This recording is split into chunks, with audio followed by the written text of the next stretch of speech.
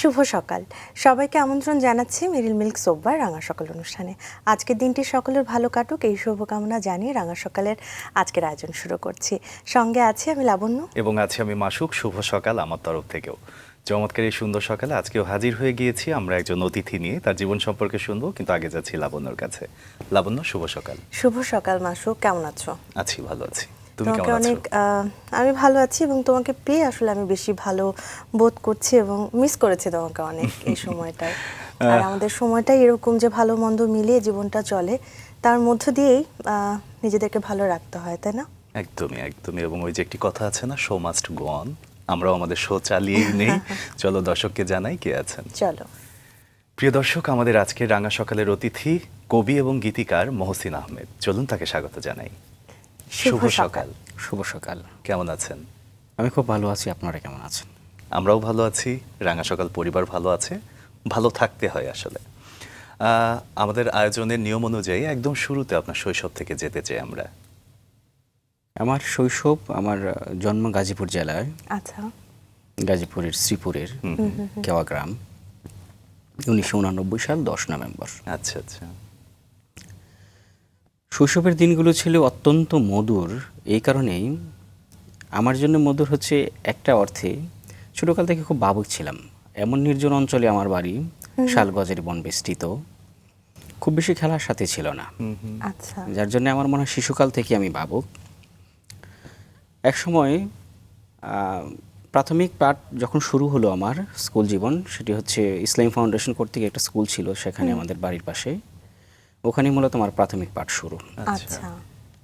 তারপরে প্রাথমিকের পেরিয়ে মাধ্যমিকে যাওয়ার সময় আমি চলে গেলাম আমার নানা বাড়িতে কাপাসিয়ায়, সেটা গাজীপুরেরই আরেকটা উপজেলা কাপাসিয়া। সেখানে গিয়ে আমার জীবনটা একেবারে রঙিন হয়ে গেল। এই জন্যই হলো, আমি আর আগে বলিনি দু এক কথা গাজীপুর সম্পর্কে। গাজীপুর বাংলাদেশের এমন একটি ভৌগোলিক অবস্থান, এমন একটি অঞ্চল যেখানে সব কিছু আছে একসাথে। এখানে বিস্তীর্ণ ফসলের মাঠ আছে, আছে বিস্তীর্ণ জলাশয়, আবার বিস্তীর্ণ শাল গজারে বৃষ্টিত বন, যেখানে আপনি হারিয়ে যেতে পারবেন চাইলেও এখনো। এই যে বৈচিত্র্যতা, আমি যেখানে শুরুটা আমার, সেখানে প্রচণ্ড ঘনবন জঙ্গল, যেখানে আমার খুব বেশি খেলার সাথে ছিল না। এই জায়গা থেকে বেরিয়ে যখন আমি অন্যত্র চলে গেলাম নানা বাড়িতে, সেখানে বিল, খাল, নদী, নালা অনেক কিছু, দুরন্ত হয়ে উঠলাম। সকালবেলা সাধারণ জীবনযাপন যেটা আমার ছিল, খুব ভোরে ঘুম থেকে উঠে ফুরকা নিয়ে যেতাম। অনেক বড় কাল পর্যন্ত আমি ফুরকা নিয়ে গিয়েছি। সেই থেকে তারপরে ওখান থেকে এসে কিছু ঘর গৃহস্থালির কাজ করতাম আমার নানার সাথে। সেই কাজগুলো ছিল এরকম, নানা নাঙ্গল দিয়ে হাল চাষ করতেন। আমি খুব শিশুকালে নাঙ্গল দিয়ে হাল চাষ করতে শিখেছি। সেটা আমি নিজেও করেছি।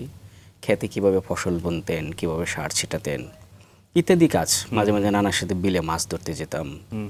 এই কাজগুলো করেই মূলত বেড়ে ওঠা। পরবর্তীতে এটা হয়তো আপনি সময়ের প্রয়োজনে করেছেন, কিন্তু দেখা যায় যে শৈশবে আরও মধুর কিছু ব্যাপার থাকে। যেমন আমরা যতদূর জেনেছি আপনার শৈশবে ছোট্ট একটি দুর্ঘটনাও ছিল।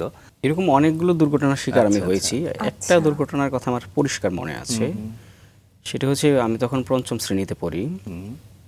পঞ্চম শ্রেণীতে পড়ার শেষ সময় আমাদের সময় বৃত্তি পরীক্ষা হতো, ফাইনাল। সেই বৃত্তি পরীক্ষায় আমি যাব। তখন তত গাড়ি ছিল না আমাদের অঞ্চলে, খুব কম ছিল, শিল্পায়ন তখন শুরু হয়নি। তখন আমার এক শিক্ষক, তিনি দেখলেন যে আমি গাড়িতে উঠতে পারছি না আমার বাবাকে নিয়ে, আবার এই গন্তব্যে আমি ঠিকমতো প্রস্তুতি না পারলে পরীক্ষাও দিতে পারবো না।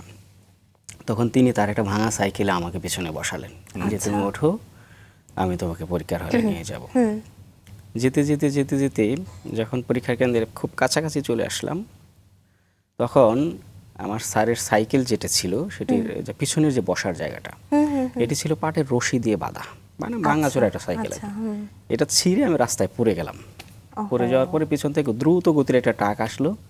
তৎক্ষণাৎ মনে হইলো আমি যদি এখানে থাকি উপর দিয়ে ট্রাক চলে যাবো। তখন আমি গড়িয়ে একদম রাস্তা থেকে একদম ফসলের খেতে পড়ে গেলাম।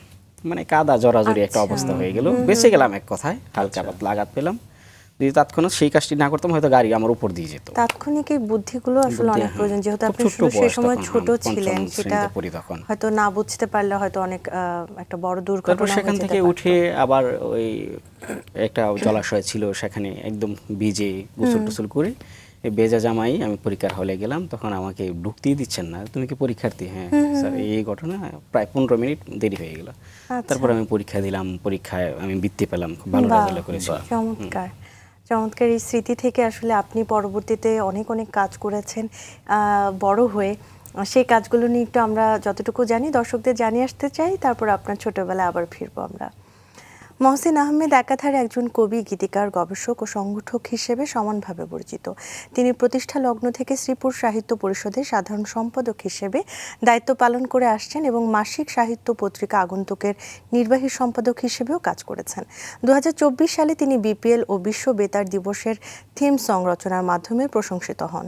বাংলাদেশ বেতার ও বাংলাদেশ টেলিভিশনের তালিকাভুক্ত গীতিকার হিসেবে তার শতাধিক গান ইতোমধ্যে প্রচারিত হয়েছে। তার গানে দেশের স্বনামধন্য সুরকার ও শিল্পীরা কাজ করেছেন। সাহিত্য ও সঙ্গীতে অবদানের জন্য তিনি নক্ষত্র সাহিত্য পরিষদ পুরস্কার, নর্দান বিশ্ববিদ্যালয় সম্মাননা এবং ইকবাল সিদ্দিকী কলেজ সম্মাননা অর্জন করেন। এছাড়াও গীতিকার হিসেবে daily star, standard chartered bank বর্ষসেরা গীতিকাব্য পুরস্কার তিনি একাধিকবার লাভ করেছেন। দীর্ঘদিন ধরে জাতীয় পত্রপত্রিকায় লেখালেখির পাশাপাশি বেতার ও টেলিভিশনের জন্য নিয়মিত গান রচনা করছেন তিনি। এই বিষয়গুলো নিয়ে আমরা অবশ্যই কথা বলবো, তবে ছোটবেলায় আবারও ফিরে যাচ্ছি। ছোটবেলার গল্প নিয়ে আরেকটু থাকতে চাই। এটা তো একটা গেল দুর্ঘটনা, একটু পরিবারের গল্প শুনবো। সে সময় আপনার পরিবারে ক ভাই বোন ছিলেন, আর কারা কারা থাকতেন? সেই ছোটবেলার পরিবারে কি ধরনের থাকে না, প্রতিদিনেরই কিন্তু ছোট ছোট অনেক গল্প থাকে, তো একটু একটু একটু করে যদি আমরা শুনতে পারি। আমরা মূলত আমার পরিবারের গল্প যদি বলতে চাই, একটু পিছনে যেতে হয়। নিশ্চয়ই। পিছনে যেতে হয় এই জন্যই, আমার দাদারা ছিলেন 2 ভাই, তাদের কোনো বোন ছিল না। আমার বাবা চাচারা মিলে 3 ভাই ছিলেন, তাদেরও কোনো বোন ছিল না। আমরা 4 ভাই, আমাদের কোনো বোন নেই। এবং আমাদের 2 ভাইয়ের 2 সন্তান, দুজনই ছেলে, তাদেরও কোনো বোন নেই। আচ্ছা। মানে 5 প্রজন্ম আমরা, আমাদের বোন নেই আমাদের।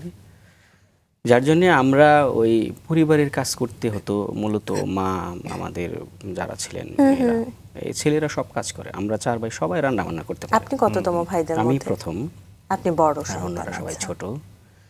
যার জন্য আমরা সবসময় যে কাজটি করতাম, ছোটকাল থেকেই মা রান্না করলে মায়ের রান্নার পাশে বসে থাকতাম, বাবাও রান্নার সহযোগিতা করতো। কখনই মনে হয়নি যে আমাদের পরিবারে একটা শূন্যতা আছে। মায়ের কাজগুলো ছেলেরাই সবাই করে, এখনো আমার ছোট ভাইয়েরা করে। আর আমাদের পরিবারের ঐতিহ্য অনুযায়ী ছোট ভাইরা বড় ভাইকে দাদা বলে ডাকে। আচ্ছা। তো আমার ছোট ভাই আমাকে দাদা ভাই বলে ডাকে। অনেক গলাগলি সম্পর্ক, মধুর সম্পর্ক, যদিও বয়সের ব্যবধান বেশি অনেক। আমরা 4 ভাই, প্রত্যেকের বয়স 4-5 বছর করে ব্যবধান। আচ্ছা। আমার সবার ছোট ভাই যে, সে আমার চেয়ে প্রায় 12-13 বছরের ছোট। যার জন্য ওই আমাদের প্রথম 2 ভাইয়ের যে সম্পর্কটা তৈরি হয় এবং ছোট 2 ভাইয়ের সাথে আমাদের সম্পর্কটা ঠিক সেভাবে গড়ে ওঠেনি বয়সের ব্যবধানের কারণে। তাছাড়া আমি তখন নানা বাড়িতে ছিলাম, ওরা বেড়ে উঠেছে, ওদের সাথে আমার সময়টাও তেমন ছিল না। আর পরবর্তীতে বাবা মারা যাওয়ার পরে পুরো পরিবারের দায়িত্ব, অভিভাবক হিসেবে আমি নিজেই দায়িত্ব পালন করছি। এখানে সবচেয়ে বড় মধুর স্মৃতি হলো যে পৃথিবীতে সুখ বলে যে শব্দটি আছে, এটি আমি খুব ছোটকাল থেকে সন্ধান করতাম। এই সুখটা আমি ব্যক্তি জীবনে লাভ করেছি এবং সেটা আমার পরিবার পরিজন সবাই অত্যন্ত সুখী মানুষ আমরা। ব্যক্তি জীবনে আমি সুখের সূত্রটা হচ্ছে আমার কাছে এরকম, এই পৃথিবীতে কারো প্রতি কোনো রাগ, ক্ষোভ, ঘৃণা, অভিযোগ কোনো যোগ আমার নেই। সেটা আমি পোষণ করি না, কারণ আমি একটা জিনিস খুব ছোটকালে শিখেছি। খুব ছোট বয়সে Mark Twain, Maxim Gorky, Tolstoy, Shakespeare, Eliot, Bernard Shaw বিশ্ব সাহিত্য পড়ার সুযোগ হয়েছে, আবার দেশি বিদেশি সাহিত্য। ওখানে যেটা বুঝেছি যে আমি যদি কাউকে ঘৃণা করি, এতে করে আমি যাকে ঘৃণা করছি তার কিচ্ছুই আসে যায় না, বরঞ্চ আমি যে ঘৃণা করছি, আমার ভেতরে সেই ঘৃণিত ভাবনাটাই আমাকে উত্তপ্ত করছে, বারবার অশান্ত রাখছে। কিন্তু ছোটবেলায় আপনি এগুলো বুঝতে পারতেন? সেটা যখন স্কুল পেরিয়ে হাই স্কুলে গেলাম, কলেজে গেলাম, তো আস্তে আস্তে বোধশক্তিটা তৈরি হলো আর কি, বয়সের সাথে সাথে। সেটা আমাদের পারিবারিক শিক্ষাও ছিল।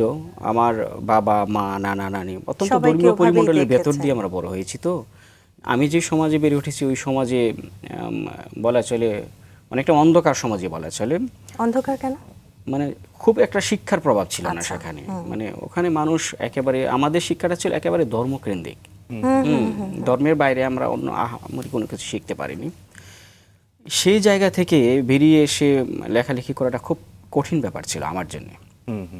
আমি স্বপ্ন দেখতাম যে সবার চেয়ে আলাদা হতে হবে, কিভাবে আমি আলাদা হব। এই আলাদা হওয়ার গল্প তো আমরা আজকে জানবো, সেজন্যই আপনাকে আমরা আমন্ত্রণ জানিয়েছি। কিন্তু কবিকে যখন পেয়েছি, ফাঁকে ফাঁকে কবিতা শুনবো, কি বলো? একদম একদম, চলো। তাহলে আমরা একটা কবিতা শুনতে চাই আপনার কাছ থেকে, তারপর আপনার একদম লেখালেখির প্রসঙ্গে ফিরবো।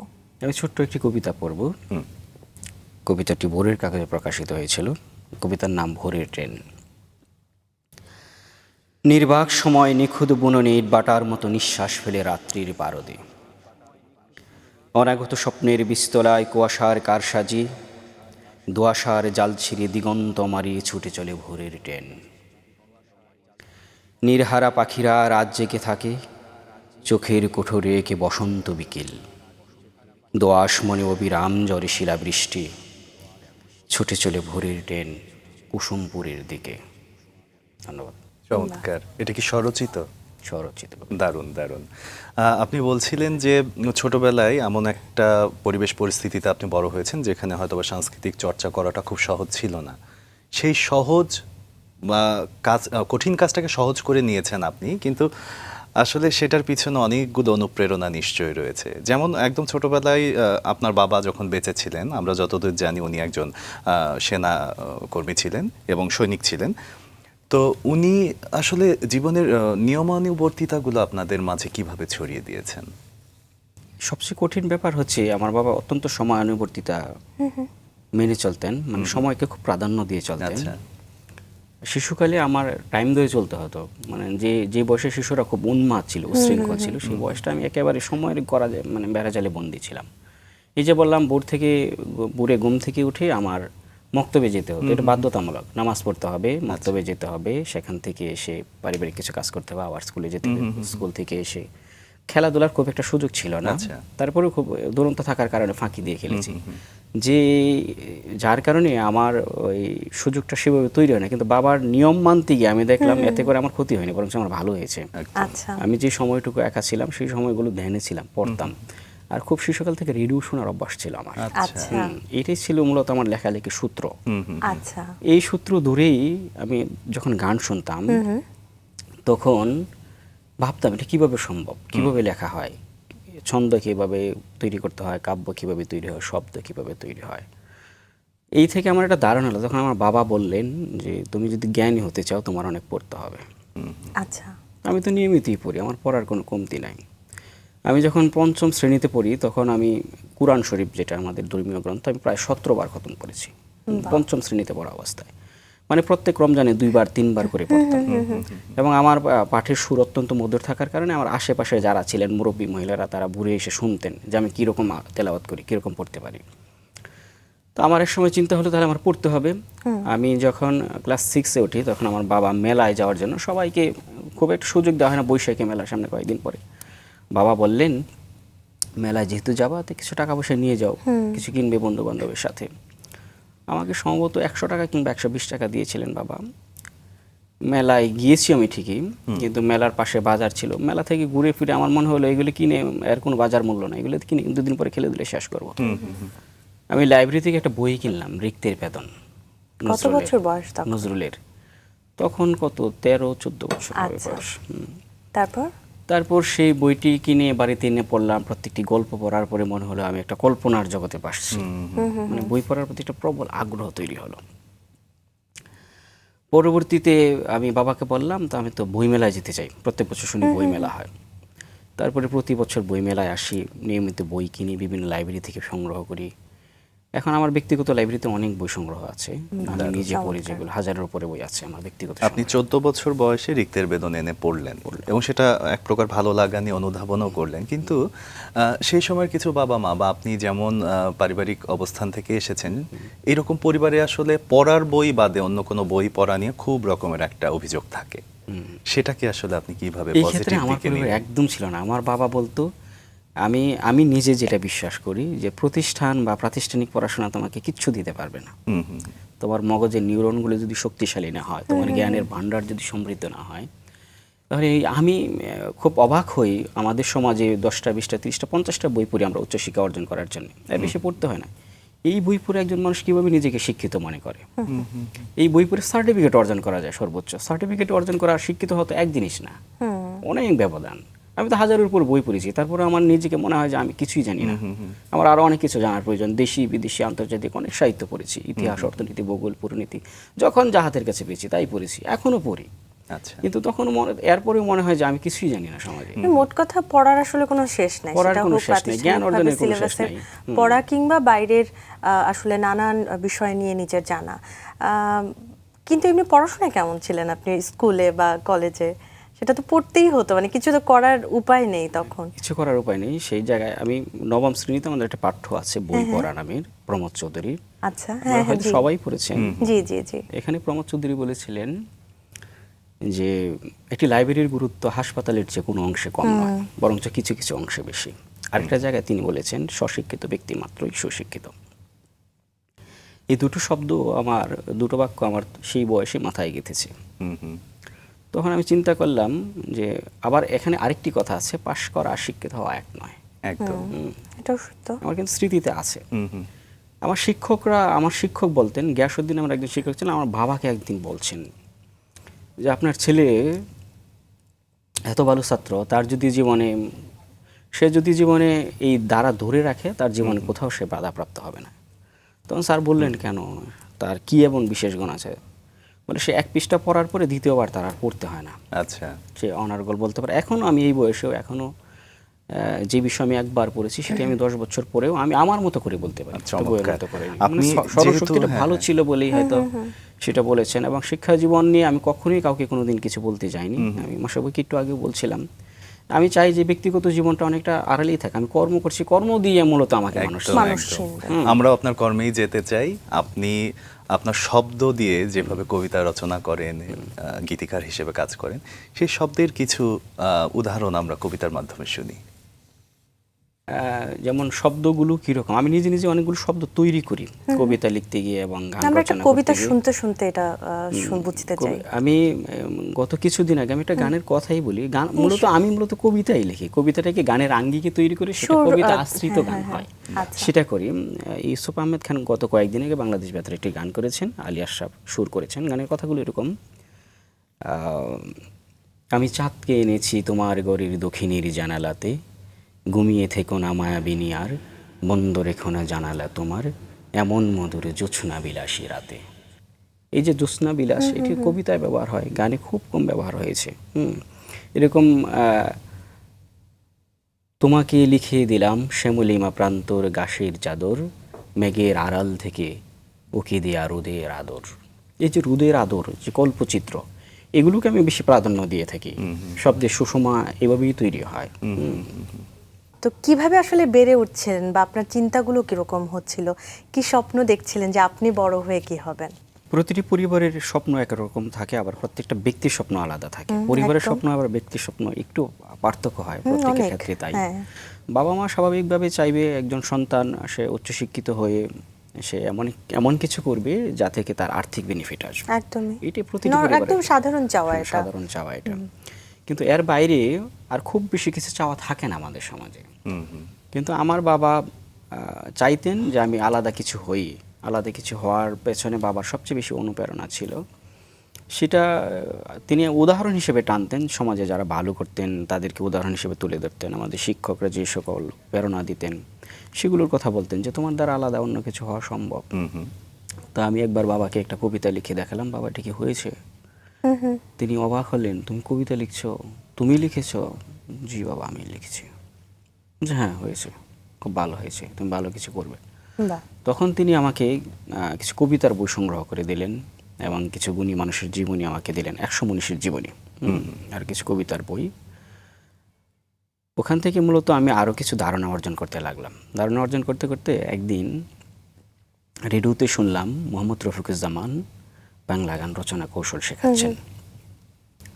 আমি কিছু গান লিখে পাঠালাম, তিনি খুব উৎসাহ দিলেন, প্রেরণা দিলেন যে তোমার দ্বারা সম্ভব, তুমি একদিন এসো। অনুষ্ঠানে সরাসরি বলছেন তুমি আমার সাথে একদিন দেখা করো। আচ্ছা।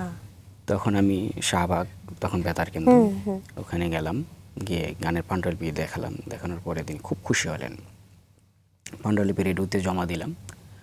জমা দেওয়ার পরে যখন ফলাফল হলো তখন তিনি নিজে আমাকে ফোন করে বললেন যে আমার বিচারকালের ইতিহাসে সর্বোচ্চ নাম্বার পেয়ে তুমি তালিকাভুক্ত হয়েছো রেডিওতে। Wow. বাহ। এটা আমার জন্য বিরাট বড় পাওয়া ছিল। তখন বয়স কত ছিল আপনার? তখন বয়স 22-23 বছর সম্ভবত। আচ্ছা আচ্ছা। মানে আপনি কলেজ জীবন পার করে বিশ্ববিদ্যালয়ে পড়ছেন। কিন্তু তখনও ওই সময়ের তুলনায় আমি সবচেয়ে কম বয়সী গীতিকার হয়েছি, আচ্ছা। খুব অল্প সময়ে। পরে যখন জানলাম বাংলাদেশ সবচেয়ে বড় প্ল্যাটফর্ম হচ্ছে গীতিকবিদের জন্য পুরস্কারের platform, daily star, standard charter, এর বড় আর কোনো পুরস্কার বাংলাদেশে নেই। ওখানে প্রতিযোগিতা হয় মূলত, ওখানে কাউকে বেছে নিয়ে পুরস্কার দেওয়া হয় না, এরকম কোনো সিস্টেম নেই। সারা বাংলাদেশ থেকে তারা গীতিকবিতা আহ্বান করে, গান মূলত আহ্বান করে। সেই অনুযায়ী আমি 3টি লেখা জমা দিয়েছিলাম। 3টি লেখা জমা দিতে হয়। এটা কি আপনার লেখালেখির প্রথম সময়টার দিকে? একদম প্রথম সময়ে বলা চলে না, কিছুটা পথ অতিক্রম হওয়ার পরে। কিন্তু তাহলে আমরা আরেকটু স্ট্রাগলের জায়গাটায় থাকতে চাই। একে তো গল্প শুনে মনে হচ্ছিল যে আপনার বাবা তাহলে আপনাকে আর সবার মতো কি বলবো ডিমোটিভেট করেনি, তারা না, আপনাকে তিনি আপনাকে খুব অনুপ্রাণিত করেছেন যে আপনি কবিতা লিখতে চাইছেন, তিনি কবিতার বই এনে দিয়েছেন।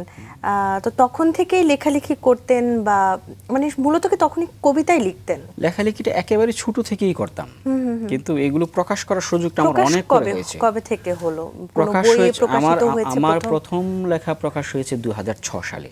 সেটি কিভাবে হয়েছে আমি বলি। আমি বাংলাদেশ বেতারে গিয়েছিলাম, তখন রানারের জুলি নামে একটা অনুষ্ঠান হতো কলকাকলি, সকাল 10টায় হয়, এখনো হয়।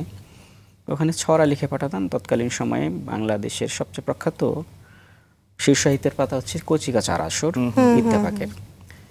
ইত্তেফাকের সম্পাদক খালেদ বিন জয়নুদ্দিন, তিনি রেডিওতে চাকরি করতেন, কলকাকলির আসর তিনি গ্রন্থনা করতেন। ওখানে আমি পাশের রুমে বসে গল্প করছি, তখন একজন বলছে যে মহসিন তো চমৎকার ছড়া লিখে। তখন তিনি তার পাশে এই কথা শোনার পরে তিনি নিজে উঠে, কোন মহসিন? গাজীপুরের মহসিন? বলছে হ্যাঁ। উনি নিজে উঠে গিয়ে আমাকে জড়িয়ে দিলেন, ছোট্ট ছেলে মহসিন, তুমি এত চমৎকার লিখো, আজ থেকে তুমি আমার পত্রিকায় লিখবে। 2006 সালে প্রথম কচিকাঁচার আসরে ছাপা করে আমার লেখা প্রকাশ হয়। চমৎকার। সে প্রায় 20 বছর আগে। তারপর থেকে ধারাবাহিকভাবে বাংলাদেশের প্রায় সকল জাতীয় দৈনিকে আমি ছড়া লিখেছি দীর্ঘদিন। পরবর্তীতে কবিতা, এখন তো নিয়মিত প্রায় বাংলাদেশের সকল সাহিত্য পত্রিকায় আমার নিয়মিত কবিতা প্রচার হচ্ছে, ছাপা হচ্ছে, এগুলো করছে। কিন্তু গান লেখার যেই ব্যাপারটা, আবার পিছনে যে জায়গাটা, আপনি পরিবারের কথা যেটা বলছিলেন সেটা একটু বলিনি সংক্ষেপে। পারিবারিক জীবনে আমি অত্যন্ত সুখী মানুষ এই জন্যেই, কারণ আমার বাবার মৃত্যুর পরপর যদিও পরিবারের দায়িত্বটা আমার উপরে পড়েছে, কিন্তু আমার প্রত্যেকটা ভাই প্রত্যেকেই খুব মানবিক এবং প্রত্যেকের জায়গা থেকে প্রত্যেকে খুব কর্মদক্ষ। খুব অল্প সময়ের ভেতরেই সবাই মোটামুটি নিজের ব্যবসা বাণিজ্য কাজকর্ম বসে সবাই নিজের জায়গায় প্রতিষ্ঠিত হয়ে গেছে, যার জন্য ওই চাপটা আর আমার উপরে আসে নাই। আচ্ছা। আপনি তো এখনো গাজীপুরেই থাকেন? এখন আমি গাজীপুরেই থাকি। পরবর্তীতে যখন 2014 সালে আহ্বান করা হলো সারা বাংলাদেশ থেকে গান আমরা চাই, অসংখ্য লেখা জমা পড়লো। ওই সময় প্রায় 3000-এর বেশি লেখা জমা পড়েছে। মোহাম্মদ রফিকুজ্জামান বলেন সারা কয়েক মাস ব্যাপী তারা নির্বাচন করে, যাচাই বাছাই করে আমাকে তখন প্রথম করা হলো। 2015 সালে আমি প্রথম সারা বাংলাদেশে বর্ষসেরা গীতিকাব্য পুরস্কার লাভ করি। সেটি প্রোগ্রাম হয়েছিল চিন্মৈত্রী সম্মেলন কেন্দ্রে, তৎকালীন সংস্কৃতি মন্ত্রী পুরস্কার দিয়েছিলেন। কিন্তু দুঃখের বিষয় হলো যে গানটি হয়েছিল, আমার গানের কথা ছিল এরকম, হেরিটেজ অফ বাংলাদেশ নিয়ে মূলত লেখার বিষয় ছিল। শহীদ মিনার পেরিয়ে এখনো কার্জন হল হয়ে আঁকা বাঁকা পথে হেঁটে যাই লালবাগে, ফিরে যাই আমি 1000 বছর আগে। মানে খুব অল্প কথা আমি আমার ঐতিহ্যটাকে তুলে ধরার চেষ্টা করেছি। একদম। আমরা যদি আরেকটু পিছনে নিয়ে যাই, 2011 সাল খুব সম্ভবত একটি বেসরকারি টেলিভিশন চ্যানেলে আপনার গান প্রথম রেকর্ড করা হয়েছে।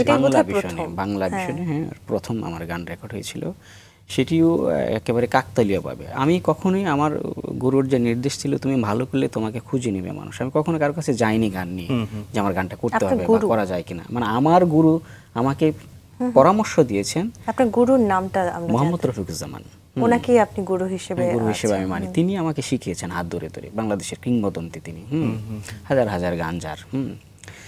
তিনি আমাকে বললেন যে তুমি ভালো করলে তোমাকে মানুষ খুঁজে নেবে। ফেসবুকে তখন নিয়মিত লেখা পোস্ট করি। তখন বীরশ্রেষ্ঠ মুন্সী আব্দুর রউফ কলেজের বাংলা বিভাগের শিক্ষক, তিনি বললেন যে আপনার লেখাটি আমার খুব ভালো লেগেছে এবং ক্লাসের বাইরে একটা অনুষ্ঠান হয় বাংলা ভিশনে, ওই অনুষ্ঠানের জন্য আমি আপনার গানটি নিতে চাই, করতে চাই। তখন তিনি করলেন গান। সেই থেকে গান শুরু হলো। তারপরে অসংখ্য যারা আমার শুভাকাঙ্ক্ষী, যারা আমার গান দেখেন, পড়েন, তারা চেয়ে নিয়েছেন, লিখেছি। পরে 15 সালে যখন আমি পুরস্কার পেলাম, গানের সুরটা ভালো হলো না, আমি ভালো হয়নি? না, মঞ্চে দাঁড়িয়ে বললাম যে এই গানটি আমার পছন্দ হয়নি, এই গানটি আপনারা আর কোনোদিন বাজাবেন না। মানে আমার জায়গাটা এরকম ছিল যে আমার রুচির জায়গাটা অনেক উন্নত, আমি অনেক সাধনা করে লিখি, সুরের উপযুক্ত সুরের অভাবে যদি আমার গান নষ্ট হয়ে যায় তাহলে তো সেটা আমার সম্পদ বলে আমি মানব না। আমি তো এই সন্তান জন্ম দিইনি যেটা বিকৃত হয়ে বিকলাঙ্গ হয়ে জন্মাবে। এমনিতে হয় কি, মানে গান লেখার সময় একটু ছন্দ বা এই বিষয়গুলো মাথায় রাখতে হয় না, নাকি আপনি সাধারণভাবে যেভাবে কবিতা লিখেন সেটাকেই কেউ হয়তো সুর করছেন? গানের পেছনে সবচেয়ে বড় সাধনার ব্যাপার হচ্ছে গানের একটা প্রাকরণিক দিক আছে, সেটি হচ্ছে ছন্দ মূলত। এরপরে আসে কাব্য, অলংকার, সমাশক্তি, উপমা, উৎপেক্ষা, রূপক, চিত্রকল্প, আরও অনেক কিছু। এই সব কিছু মূলত আমাদের পড়তে হয়েছে, জানতে হয়েছে। এমনি এমনি দুনিয়াতে কিচ্ছু হয় না। মানুষ বলে যে আমি অনেক বড় কবি হয়েছি, এই করেছি সেই করেছি, এগুলো আসলে ভুয়া কথা। পাঠ না করলে, সাধনা না করলে পৃথিবীতে কিচ্ছু হয় না। সব কিছুর একটা শৃঙ্খলা আছে, নিয়ম আছে, একটি ব্যাকরণ আছে, একটা প্রকরণ আছে। প্রকরণকে মেনে যারা কাজ করেছে তারা ভালো করেছে। এবং এর পাশাপাশি কবিত্ব, এটা হচ্ছে গ্রামার। আবার গ্রামার জানলে যে আমার সব কিছু হয়ে যাবে, ব্যাপারটা এরকম না। আপনাকে পরিপূর্ণ দক্ষ হয়ে ওঠার পেছনে যে বিষয়টি সবচেয়ে বেশি কাজ করে সেটা হচ্ছে কল্পনা শক্তি। একজন কবি তখনই পরিপূর্ণ হয়ে ওঠে যখন তার কল্পনা শক্তি সুদূর প্রসারী হয়, বিস্তৃত হয়। আমি এখানে বসে আছি, আমার চোখের সামনে বেশি হবে আমি কি ভাবছি, গোটা সভ্যতা বেশি উঠবে। যেন আমি গতকাল আস্তে আস্তে একটা গান লিখেছি, আমি বলি 2 লাইন আপনাকে বুঝবেন। পেরিয়ে এসেছি গধূলি বিকেল, পেরিয়ে এলাম সন্ধ্যা, অথচ এখনো ফুটলো না বনে নিবিড় রজনীগন্ধা। বাতাসে এখনো পাইনি কোমল হাসনা হেনার গান, তুমি নেই তাই হয়তো সবার এত বেশি অভিমান। খুব সুন্দর। এই যে চিন্তা, এরপরে জরাপাতা দিয়ে দলে মিশে গেল স্নিগ্ধ অলকানন্দা। সেই রজনীগন্ধা, সন্ধ্যা, অলকানন্দা, এগুলো কিন্তু অন্তমিল। এটা আমার মাথায় রেখে সেভাবে আমার কাব্য সাজাতে হয়, এবং প্রত্যেকটা পর্ব, প্রত্যেকটি মিটার আমাকে সেভাবে সাজাতে হয়। আচ্ছা। অতএব কাব্য, ছন্দ, পর্ব এগুলো মাথায় রেখে লিখতে গেলে তখন একটা দীর্ঘ অভ্যাসের পরে স্বাভাবিকভাবে হয়ে যায়, কিন্তু শুরুটা একটু জটিল। এবং সেটা অভিজ্ঞতাও আমরা বলতে পারি, কিন্তু এই অভিজ্ঞ হওয়ার জন্য যেটা দরকার হয়, অন্যান্য প্রফেশনে যেরকম একটা পর্যায়ে এসে একটা পরিণতি আসে, কিন্তু সৃজনশীল কাজের আসলে ভালো কাজ করার ক্ষুধাটা সবসময় যেমন থাকে, এবং সেটার জন্য এক ধরনের পড়াশোনা, এক ধরনের চর্চা, এটা একদমই সারা জীবনের একটা প্রক্রিয়া আমার মনে হয়। তো গীতিকার হিসেবে আপনার পথ চলায় আপনার আসলে চর্চার জায়গাটা কেমন, সেটা একটু শুনি। আমি স্কুল জীবনেই রবীন্দ্রনাথ পড়েছি, নজরুল পড়েছি, গীত বিতান পড়েছি, সঞ্চয়িতা পড়েছি, গীতিমাল্য পড়েছি। এগুলো পড়ে আমি বুঝলাম যে আমরা যে গান শুনি এগুলোর সাথে এগুলোর বিস্তর ফারাক। মূলত আমরা যেটাকে গান বলি, এটাকে গান বলা যায় না। এটা হচ্ছে সময়কে ধারণ করে সময়কে একটু প্রভাবিত করা, যেগুলো কিছুদিন পরে মিলিয়ে যায়।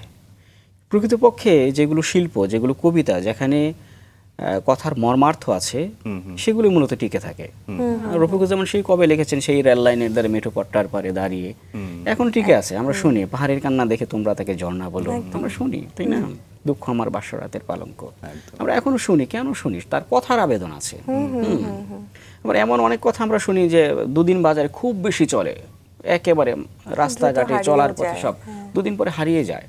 আমি সবসময় চেয়েছি আমি যে কাজটি করব সেই জায়গায় সবচেয়ে ভালো কাজটি আমি করব। সবার সাথে গতানুগতিক তালে মিলিয়ে আমি হারিয়ে যাব না, আমি বিলীন হয়ে যেতে আসিনি। আমি গোটা জীবনকে যেখানে ব্যয় করছি সেখান থেকে আমি ভালো কিছু প্রত্যাশা করি। আমি টিকে থাকতে চাই, টিকে থাকার মতো কিছু করতে চাই।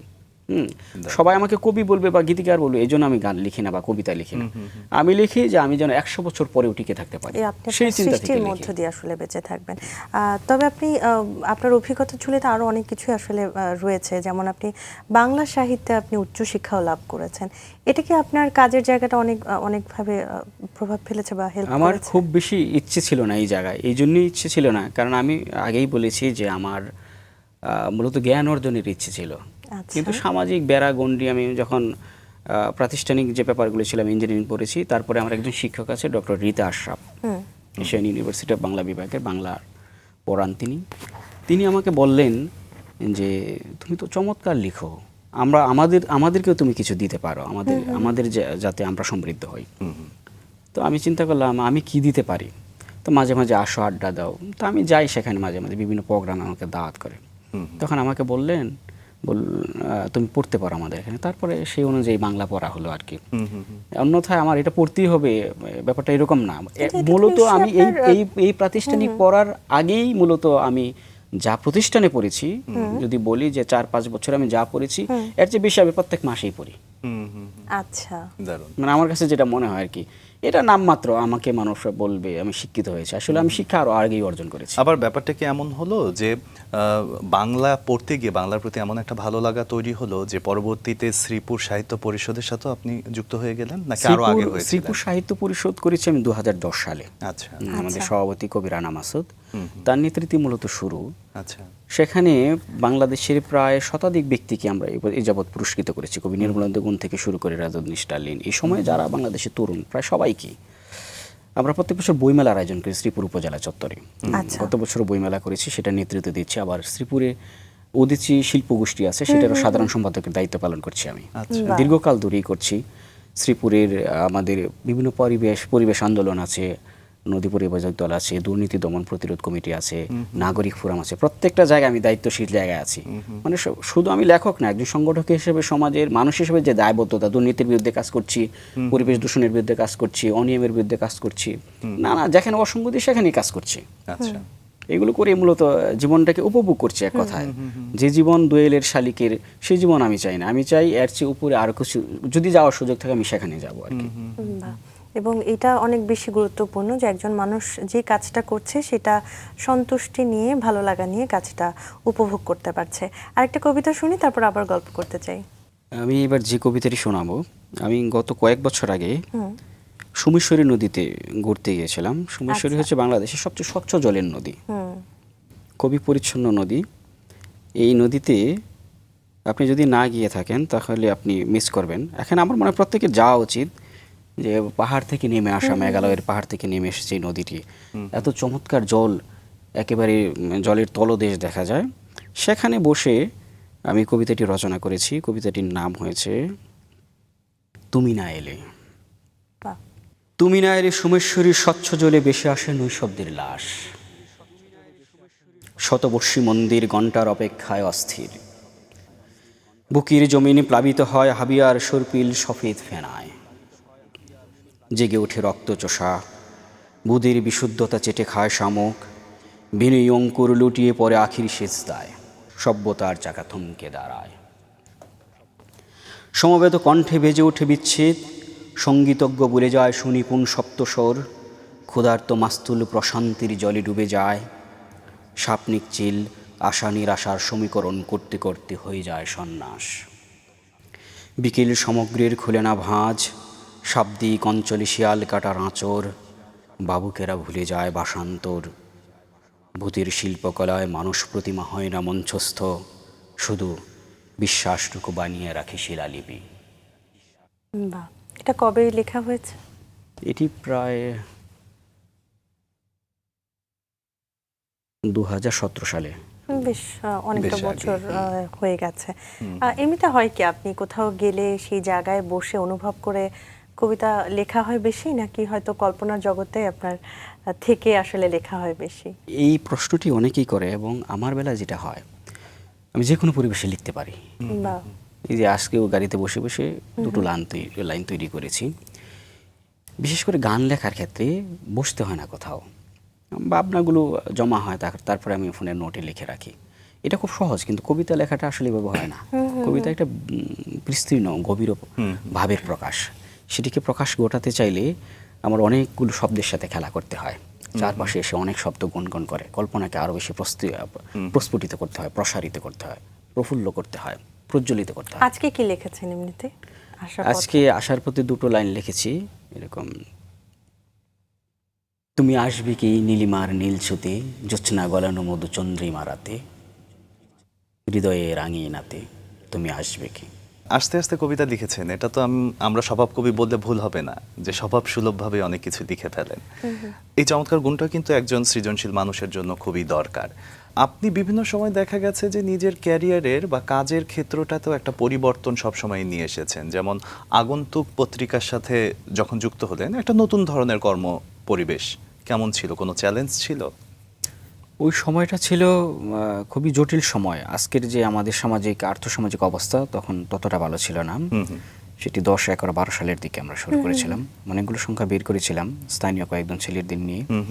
দায়িত্বটা তারা আমাকেই দিয়েছিল। তখন আমরা সারা বাংলাদেশ থেকে যারা ভালো গুণী লেখক তাদের লেখা সংগ্রহ করে মূলত বেশ অনেক দিন চালিয়ে গিয়েছি। সেই থেকে মূলত আমাদের ওই সাহিত্য সংগঠন এবং আর সামাজিক দায়বদ্ধতা বেড়ে গেল। এভাবে মূলত আমি এগিয়েছি। পরবর্তীতে যে কাজটা আমি করেছি পত্রিকার মাধ্যমে সারা বাংলাদেশের লেখকদের নিজেদের একটা বলয় তৈরি হয়েছে, একটা শক্তিশালী জায়গা তৈরি হয়েছে। এতে করে নিজের পরিচিতি বেড়েছে, নিজেদের কাজের জায়গা বেড়েছে। তখন আমি যখন রেডিওতে তালিকাভুক্ত হয়ে গেলাম, রেডিওতে তালিকাভুক্ত সেটা হয়েছে 2014 সালে। আচ্ছা। কিন্তু আমি দীর্ঘদিন আসি নাই রেডিওতে। এই জন্যই আসি নাই কারণ আমার মনে হলো কেউ তো আমাকে ডাকে না, আমি কেন যাব। কিন্তু এটা কেন হচ্ছিল? রেডিও তো আমরা যতদূর জানলাম এখন পর্যন্ত আপনার আতুর ঘর, আপনার এখান থেকেই শুরু শেখার জায়গা বা প্রকাশের জায়গা।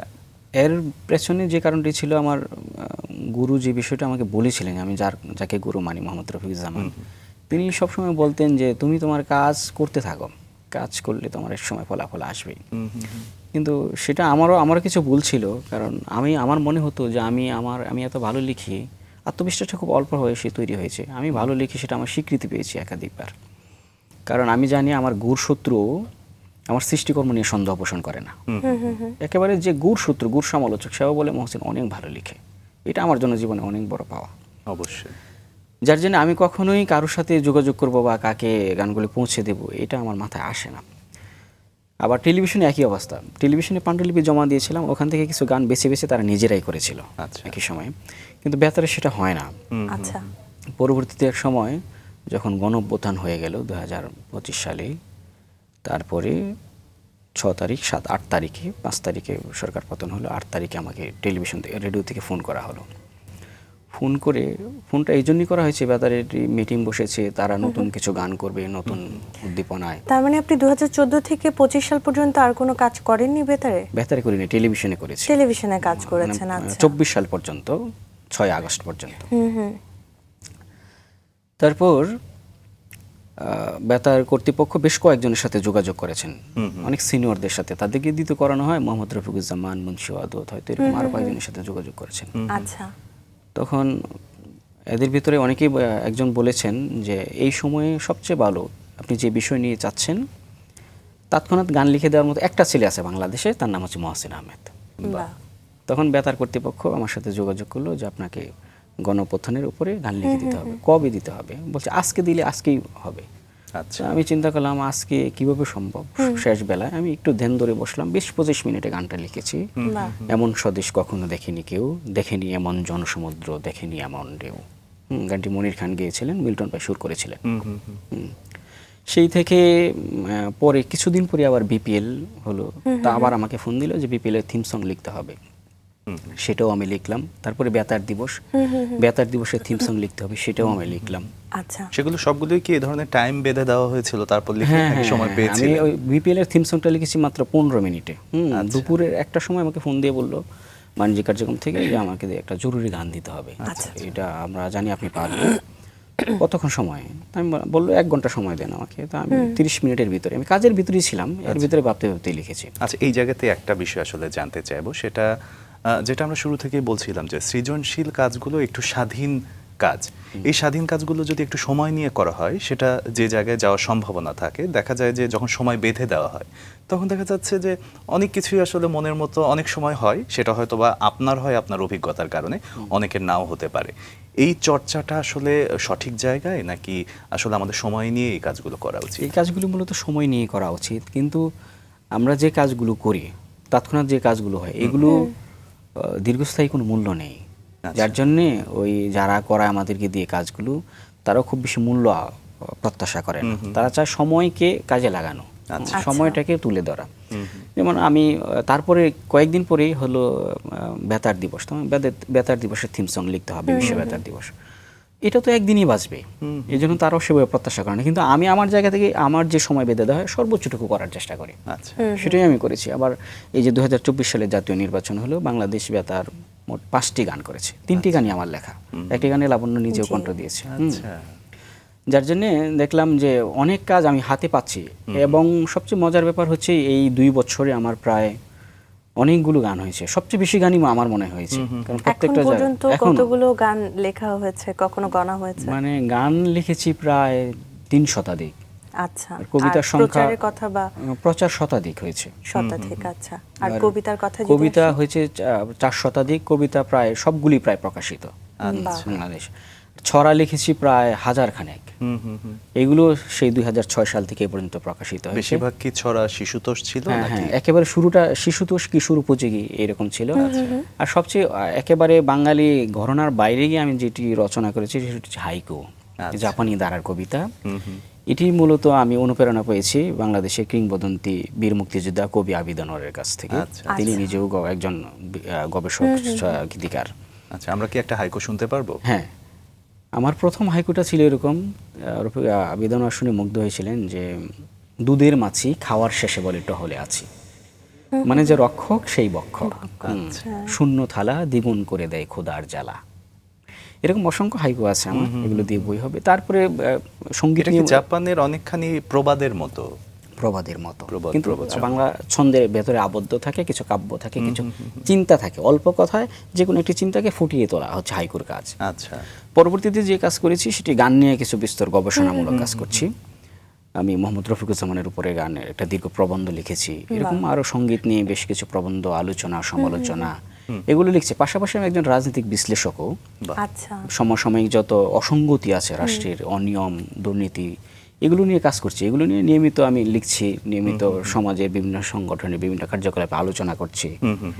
এই সবগুলো জায়গা থেকে নিজেকে যেখানে কাজে লাগানো যায় সেখানে কাজে লাগানোর চেষ্টা করছি আর কি। আচ্ছা। কিন্তু একটা কথা আসলে আমার লাবণ্য অনেকক্ষণ থেকে মনে হচ্ছে যে জিজ্ঞেস করব, সেটা হচ্ছে আপনি বলছিলেন যে আপনার প্রথম গানটি একদমই আপনার মনোপ্রীত হয়েছিল না, জন্য আপনি বলেছিলেন এই গান আর প্রচার না করা হোক। আপনার এই 200-300 কাজের মধ্যে যেগুলো আপনি লিখেছেন সেগুলোতে নিশ্চয় এমন কোনো গানও ছিল যেটা আপনার এখনো মনে ধরে আছে বা আপনার মনের একদম সেই স্ট্যান্ডার্ডের কাছাকাছি? দু একটা গানের কথা কি আমরা শুনতে পারবো যে কোনটা কোনটা ছিল? শোনা যাবে, একটা দেশের গান মিল্টন ভাই করেছেন, সেটি হচ্ছে গণঅভ্যুত্থানের 1 বছর পূর্তি উপলক্ষে থিম সং 2026 সালে, যেটা হলো আগস্টের 25 সালে। সেই গানটি আমরা লিখেছি বুকের রক্তে নতুন দিনের গান, অনাগতকাল দৌড়ে রেখো তুমি এই মাটির সম্মান। শুরুটা ছিল এরকম, পরের কথাগুলো আমার ঠিক মাথায় আসে না। এরপরে আরও যে ভালো কিছু গান হয়েছে, এই ইউসুফ আহমেদ খান একটা গান গেয়েছে কিছুদিন আগে, যেটা বললাম আমি চাঁদকে এনেছি তোমার ঘরের ভীষণ দক্ষিণের সুন্দর জানালাতে। কথা, খুব গানটি নিয়মিত রেডিওতে বাজে, শুনি। দেশের গান হয়েছে গত বিজয় দিবসের গীতে আলোক্ষ লিখেছি আমি প্রায় 6টি দেশের গান, সবগুলি গানই খুব ভালো হয়েছে। এগুলো একটা গান গেয়েছেন প্রিয়াঙ্কা গোপ, মহিন, সাব্বির, তার শরণ, রাজীব।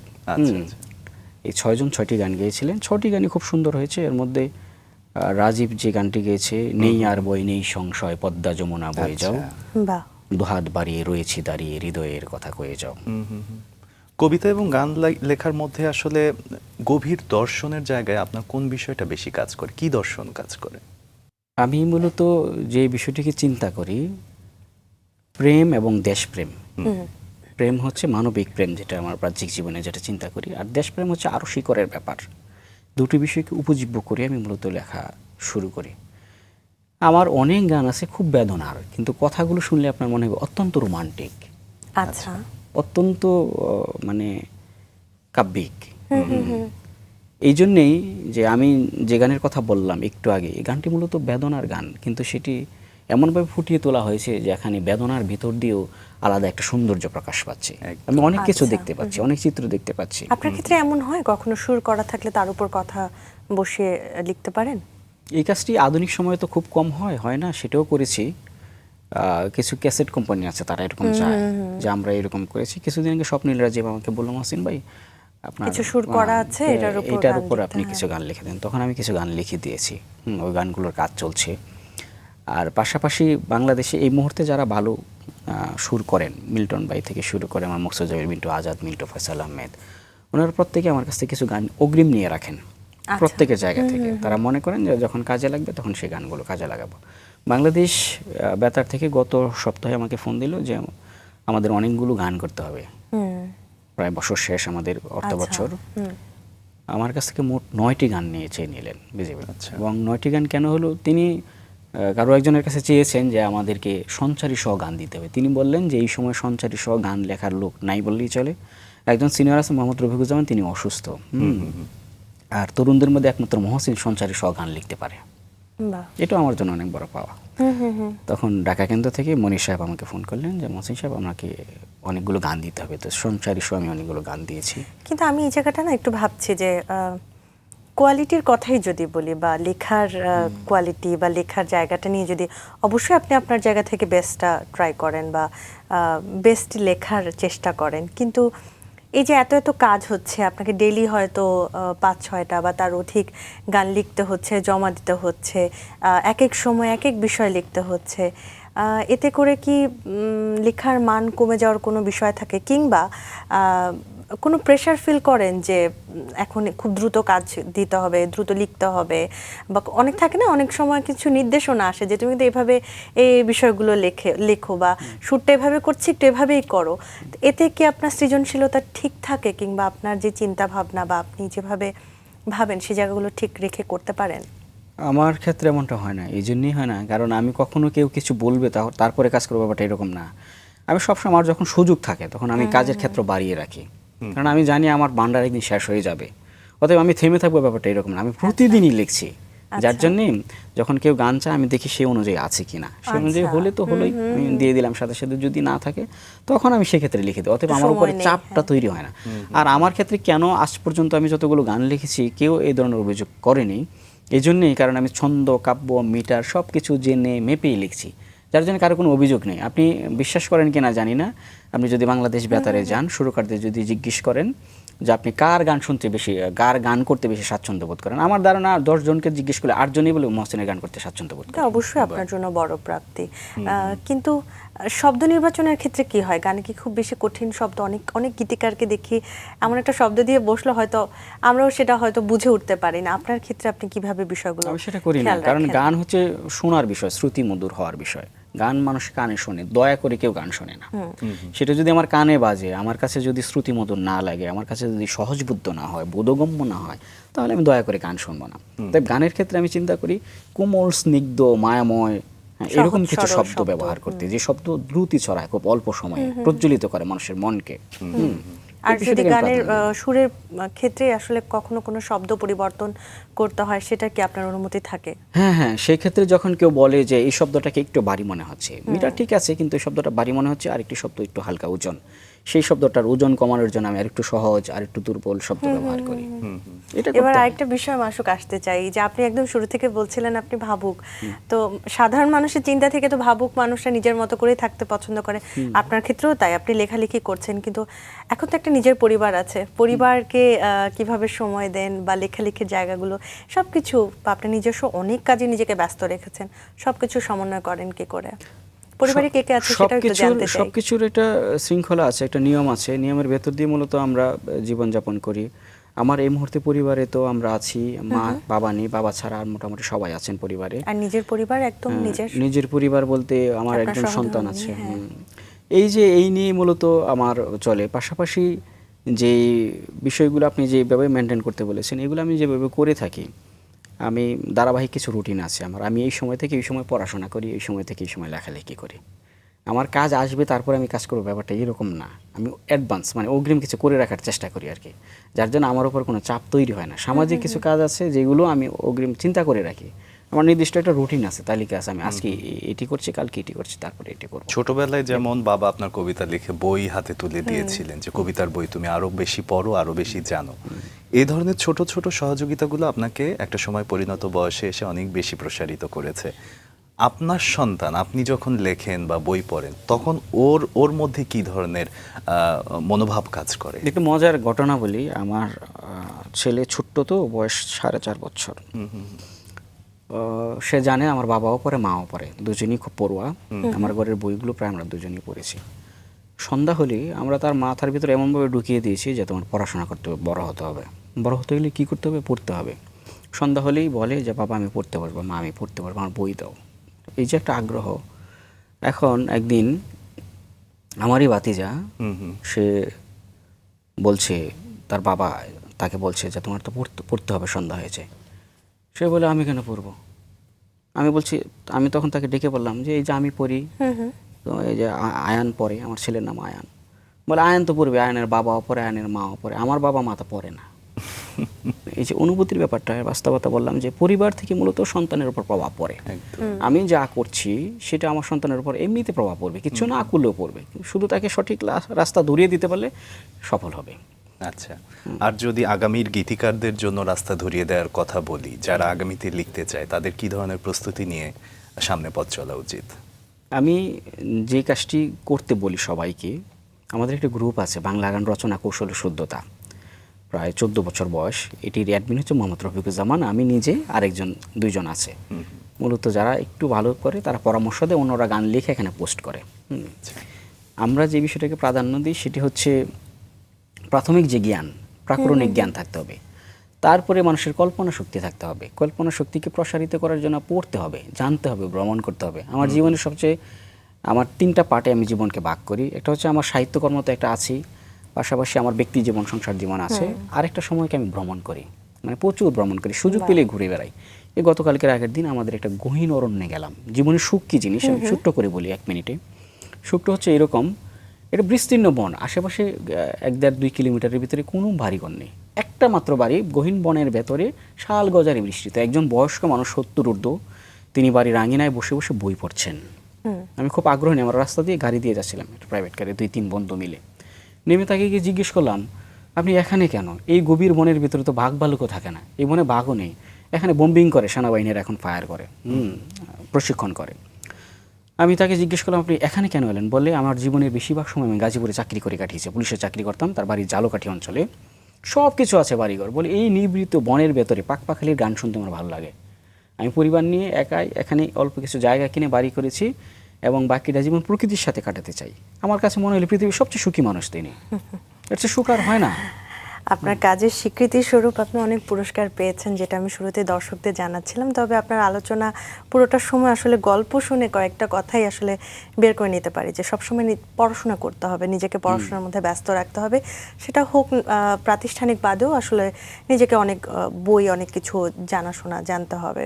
আর আরেকটা হলো নিজেকে সুখী ভাবতে হবে, যেটা আপনি খুব চমৎকার করে পুরোটা সময় বলেছেন আসলে, যে নিজেকে সুখী রাখা, এবং আপনি একজন সুখী মানুষ। আপনি সবসময় এরকম সুখী মানুষ হয়ে থাকেন, এটাই আমাদের চাওয়া। অনেক অনেক ধন্যবাদ আমাদেরকে সময় দেওয়ার জন্য। ভালো থাকবেন। ধন্যবাদ আপনাদেরকেও।